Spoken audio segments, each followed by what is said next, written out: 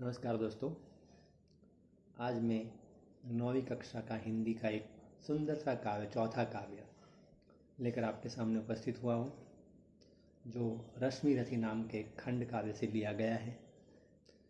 और रश्मि रथी जो कर्ण के लिए जिस शब्द का प्रयोग हुआ है, ऐसे कर्ण का जीवन दर्शन इस काव्य में कैसा था कर्ण, इसकी सारी बातें वैसे रश्मि रथी खंड काव्य में दी गई है।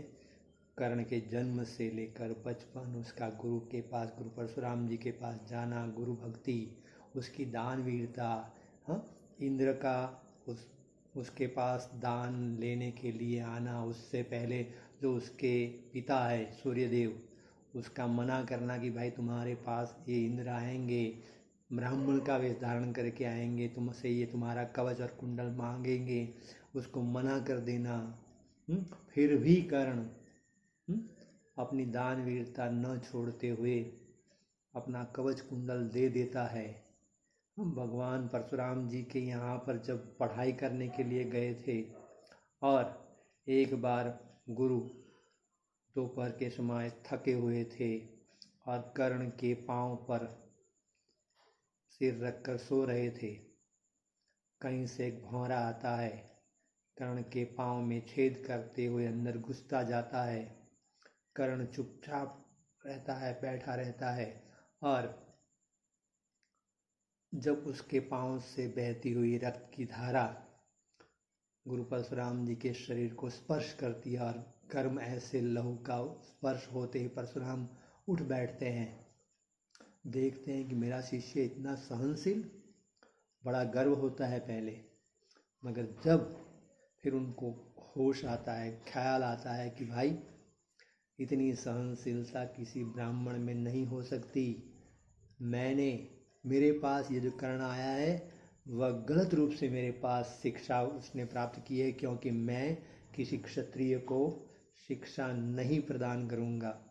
21 बार पृथ्वी को क्षत्रिय विहीन करने का जो मेरा प्रण था, उसके अनुसार मैंने जो कार्य किया था, और एक क्षत्रिय मेरे पास विद्या ग्रहण करके गया है। तो फिर गुस्सा आ जाता है और कर्ण को शाप देते हैं कि ऐन वक्त पर जब तुम्हें मेरी विद्या की सबसे ज़्यादा ज़रूरत होगी, उसी वक्त तुम अपनी विद्या भूल जाओगे, मेरी पढ़ाई हुई सारी विद्या भूल जाओगे। तो ये कर्ण की गुरु भक्ति, ये सारी बातें रश्मि रथी खंड काव्य में है। पढ़ने में बड़ा मज़ा आएगा। ऐसा काव्य है। ऐसे काव्य को लिखने वाले कवि है रामधारी से दिनकर जी। दिनकर यानी दिन को करने वाले, रश्मि रथी यानी जिनका रथ जो है रश्मियों से, किरणों से भरा हुआ है, ऐसे रश्मि रथी कर्ण की बात इस काव्य में दिनकर जी ने हमारे सामने रखी है। उनका जन्म बिहार के मुंगेर जिले के सिमरिया नामक गांव में एक किसान परिवार में हुआ था।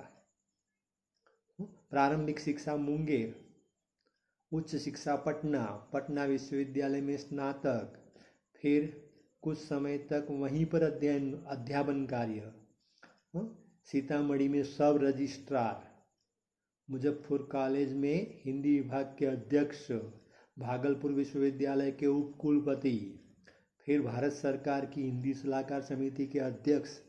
ये है उनका कार्य। उनकी सबसे बड़ी विशेषता क्या है कि अपने देश और युग के प्रति जागरूकता, तत्कालीन घटनाओं, विषमताओं का खुलकर चित्रण। उनकी वाणी में शक्ति है, ओज है। उनकी कविता में शोषित और पीड़ित वर्ग की व्यथा और उससे मुक्ति का संघर्ष है। ये है उनका कार्य काव्यों के द्वारा। उर्वशी, रश्मि रथी, रेणुका, हुंकार, रसवंती, कुरुक्षेत्र, ये उनकी काव्य कृतियाँ हैं। और उसमें से जो उर्वशी है, उसके लिए उन्हें सन 1972 का ज्ञानपीठ पुरस्कार मिला है। ज्ञानपीठ पुरस्कार जो साहित्य के क्षेत्र का सबसे बड़ा पुरस्कार है, जो सर्वश्रेष्ठ रचना पूरे भारतवर्ष में एक साल के दौरान जो अध्ययन किया जाता है और उसके आधार पर तय किया जाता है कि यह कृति है वह सर्वश्रेष्ठ है, उसको ज्ञानपीठ पुरस्कार दिया जाता है। हमारे गुजरात के पन्नालाल पटेल, मानवीनी भवाई, प्रेमचंद जी गोदान, ऐसे है ये उर्वशी। तो उसके लिए उनको ज्ञानपीठ पुरस्कार मिला। संस्कृति के 4 अध्याय उनका चिंतन ग्रंथ है, जिसे साहित्य अकादमी पुरस्कार से सम्मानित किया गया। अर्धनारीश्वर, मिट्टी की ओर आदि उनकी प्रमुख गद्य रचनाएं हैं। उनका कृतित्व गुणवत्ता और परिमाण की दृष्टि से विपुल है, बहुत सारा लिखा है उन्होंने। अब इस काव्य में क्या है? प्रस्तुत खंड काव्यांश, खंड काव्य का अंश में रश्मिरथी महारथी कर्ण के करुण किंतु भव्य जीवन की मीमांसा करने वाला खंड काव्य है। सारे अन्यायों को सहकर कर्ण जन्मजात महानता पर पुरुषार्थजन्य महानता की विजय चाहता है।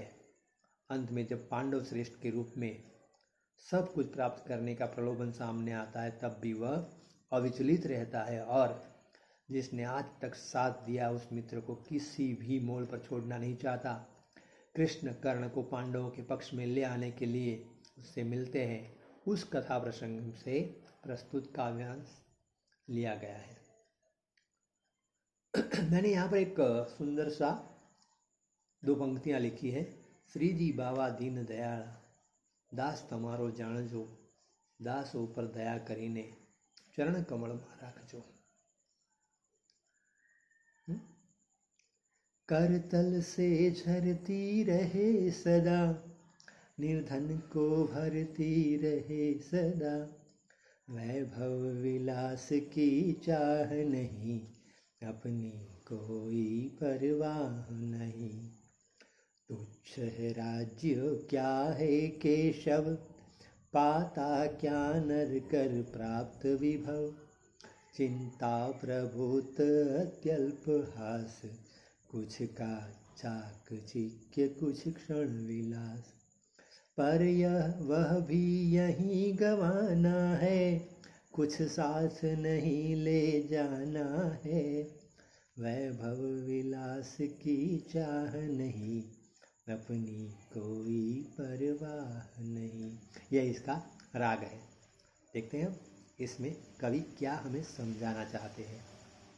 वैभव विलास की चाह नहीं, अपनी कोई परवाह नहीं, बस यही चाहता हूँ केवल, दान की देव सरिता निर्मल, करतल से झरती रहे सदा, निर्धन को भरती रहे सदा। जब कृष्ण कर्ण को अपने पक्ष में, पांडवों के पक्ष में आने का प्रलोभन देते हैं कि अगर तुम उनके पक्ष में आ जाओगे तो पांडव अपना राज, तुम बड़े भाई होने के कारण तुम्हें दे देंगे, उस पर तुम्हारा ही अधिकार हो जाएगा।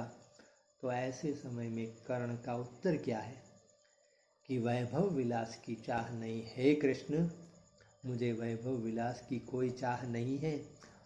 मैं मरूं या जीऊं मुझे उसकी भी कोई परवाह नहीं है। बस यही चाहता हूँ केवल, क्या कि दान की देव सरिता निर्मल, जो निर्मल ऐसी दान की सरिता है, करतल से झरती रहे सदा, मेरे हाथों से हमेशा दान की सरिता झरती रहे, बहती रहे, निर्धन को भरती रहे सदा। और सदा जो निर्धन है, गरीब है, ऐसे लोगों को मैं दान देता रहूं, यही मैं चाहता हूँ। तुच्छ है राज्य क्या है केशव, हे केशव तुम राज्य का प्रलोभन मुझे दे रहे हो, ये तो राज्य तो तुच्छ है। पाता क्या नर कर प्राप्त विभव, आखिर मनुष्य वैभव प्राप्त करके क्या प्राप्त कर लेता है। चिंता प्रभुत अत्यल्प हास, कुछ चाकचिक कुछ क्षण विलास। चिंता, धन वैभव अपने साथ साथ चिंता भी लेकर आता है। अत्यल्प हास, बहुत कुछ कम मात्रा में हंसी देता है हमें। कुछ चाकचिक्य, कुछ चकाचौंध कर देने वाली बातें, कुछ क्षण विलास, कुछ क्षणों के लिए भोग विलास हमें ये पैसे धन संपत्ति देते हैं। राज्य मिलने पर ये सब प्राप्त होता है, मगर पर वह भी यहीं गंवाना है। जो भी धन वैभव संपत्ति प्राप्त करते हैं, यहीं पर हमें गंवाना है, कुछ साथ नहीं ले जाना है। कोई भी साथ ले गया अपने साथ साथ, बड़े बड़े महल, सब यहीं का यही रहना है। फिर क्यों भाई ऐसा मोह लोभ लालच? मुझसे मनुष्य जो होते हैं कंचन का भार न ढोते हैं। हे कृष्ण, मैं मेरे जैसे मनुष्य कैसे हैं? कभी कंचन का सोने का भार अपने ऊपर नहीं ढोते हैं। ढोना उठाना, बोझ उठाना। पाते हैं धन बिखराने को, लाते हैं रतन लुटाने को। धन और रतन क्यों पाते हैं, प्राप्त करते हैं? बिखराने को, और रतन लुटाने के लिए हम प्राप्त करते हैं। जग से न कभी कुछ लेते हैं, हम जगत से कुछ लेना नहीं चाहते हैं। दान ही हृदय का देते हैं, अपने हृदय से दान देते हैं हम, मन से। आहा, क्या बात है! यही इसीलिए तो दानेश्वरीकरण कहा जाता है।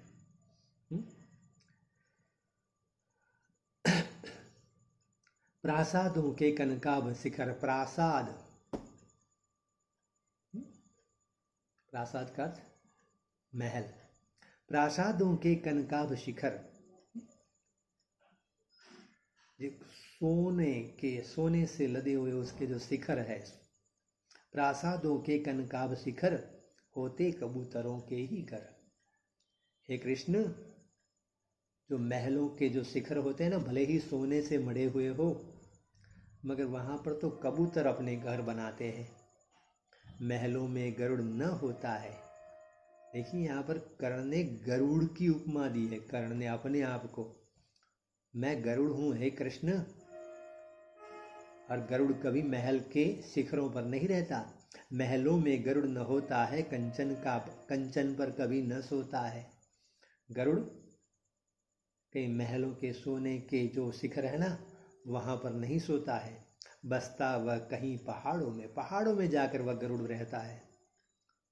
शैलों की फटी दरारों में, शैल शिला जो पत्थर है ना, उसकी फटी दरार जो है ना, उसके अंदर रहता है। उसे सोने के शिखर पर रहने का मोह नहीं होता है।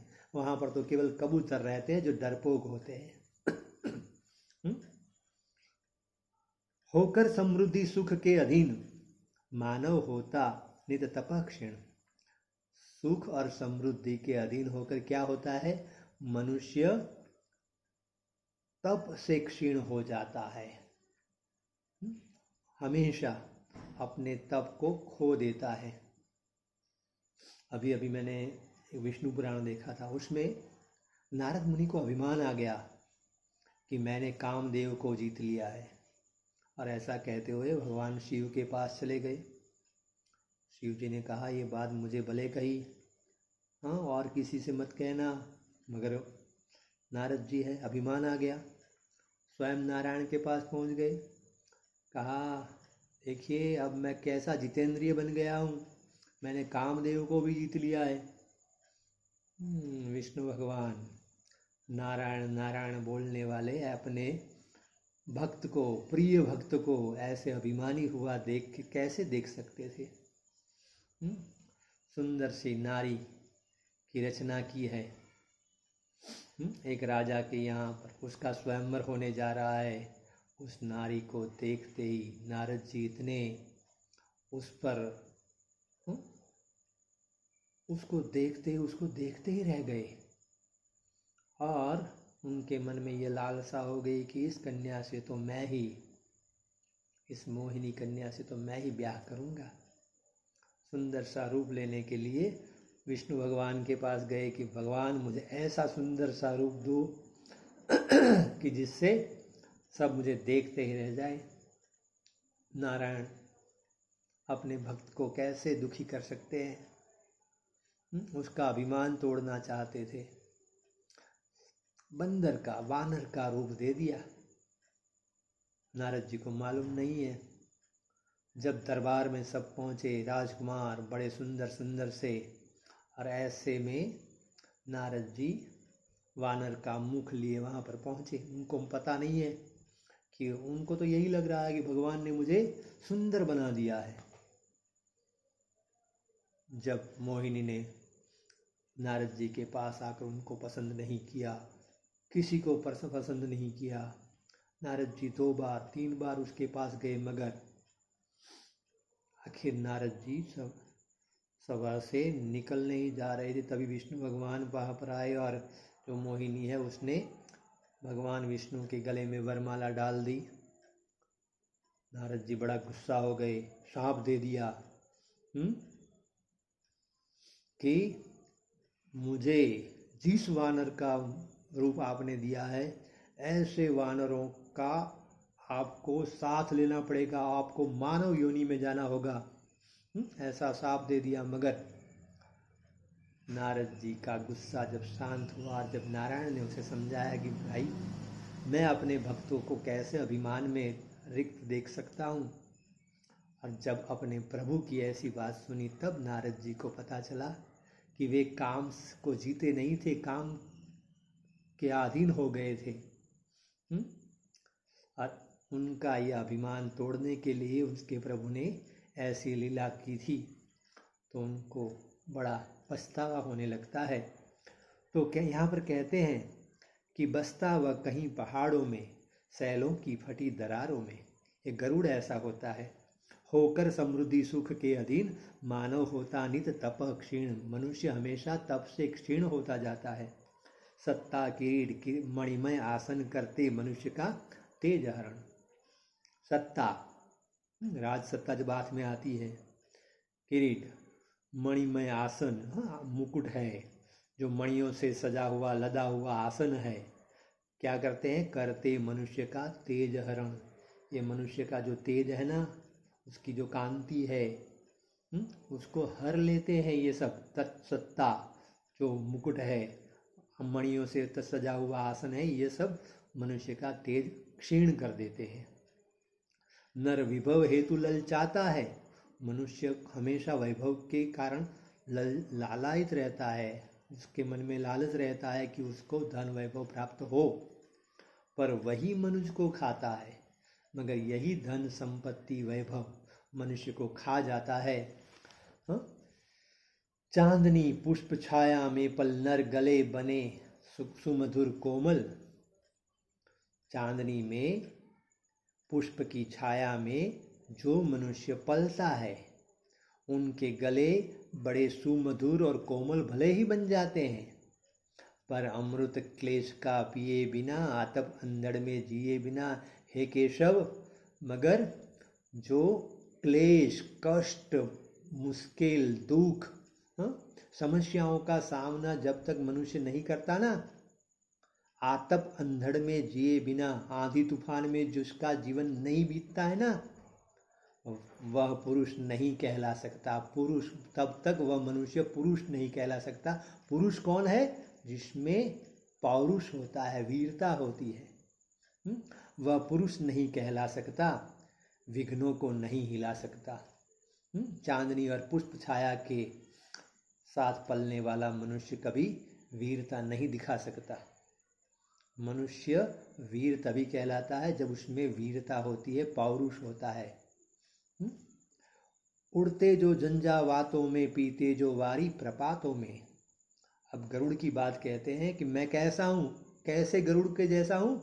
उड़ते जो झंझावातों में, आंधी तूफान में जो उड़ता है। पीते जो वारी प्रपातों में, वारी वारी यानी पानी, और वारी पानी में रहने के कारण ही हाथी को वारण शब्द दिया है। वारी के कारण वारण। उड़ते जो झंझावातों में, पीते जो वारी प्रपातों में।